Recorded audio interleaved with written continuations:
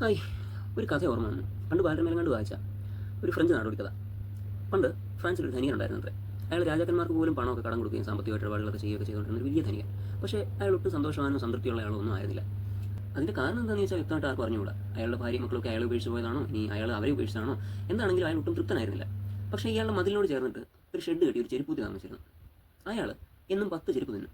എന്നിട്ട് ആ കിട്ടുന്ന ചെറിയ നാണയത്തുട്ടുകൾക്ക് വൈകുന്നേരം ഒരു ബണ്ണും വാങ്ങിക്കും, ബാക്കിക്ക് കുറച്ച് ചാരായം വാങ്ങിക്കും.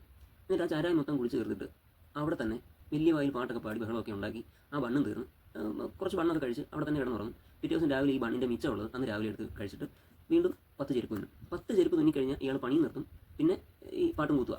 അപ്പോൾ ഇങ്ങനെ ഇയാൾക്ക് ഈ ധനികൻ അങ്ങ് സഹി കെട്ടു. സഹി കെട്ടുക എന്ന് പറഞ്ഞു കഴിഞ്ഞാൽ ഇയാൾക്ക് ഒട്ടും സന്തോഷം തൃപ്തിയില്ലാത്തൊരു മനുഷ്യൻ. അപ്പോൾ തൻ്റെ മുമ്പിൽ കിടന്ന് ഈ ഒന്നുമില്ലാത്ത ഈ ദാരിദ്ര്യവാസി ഇങ്ങനെ കിടന്ന് തുള്ളുന്ന കാണുമ്പോഴത്തേന് നമുക്കാണെന്നുണ്ടെങ്കിൽ ഒരു മൊത്തത്തിലൊരു ഇറിറ്റേഷൻ ഉണ്ടാകത്തില്ല. അപ്പോൾ ഈ ചെരുപ്പൂത്തി എങ്ങനെ ഒതുക്കാമെന്നായി ഈ ധനിയൻ്റെ ചിന്ത. അതിന് വേണ്ടിയിട്ട് അയാൾ പല വഴികൾ നോക്കുകയും ചെയ്തു. ആദ്യം ഇയാളുടെ പണിസാധനങ്ങളൊക്കെ എടുത്ത് മാറ്റി വെച്ചു.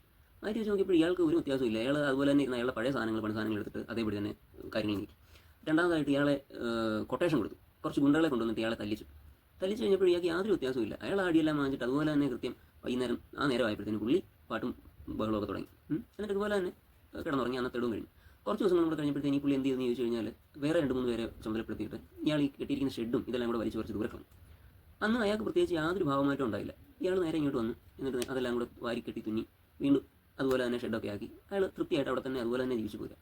ഇയാളെ ഒതുക്കാൻ യാതൊരു മാർഗ്ഗവും ഇല്ലെന്ന് കണ്ട ഈ ധനികൻ എന്ത് ചെയ്തെന്ന് ചോദിച്ചു കഴിഞ്ഞാൽ ഒരു കിഴിയെടുത്ത് അതിനകത്ത് കുറച്ച് സ്വർണ്ണനാണയങ്ങൾ ഇട്ടിട്ട് ഇയാൾ കാണാതെ ഇയാളുടെ തലയണക്കടി കൊണ്ട് കയറ്റി വെച്ചു. പിറ്റേ ദിവസം ഉണരുന്ന ചെരുപ്പൂത്തി കാണുന്നത് അയാളുടെ തലയണക്കടി ഇരിക്കുന്ന ഈ സ്വർണ്ണനാണയമാണ്. ആ നിമിഷം തൊട്ട് ഇയാൾ വളരെയധികം ഡിസ്റ്റർബ്ഡ് ആകുന്നത് ധനികൻ ശ്രദ്ധിച്ചു.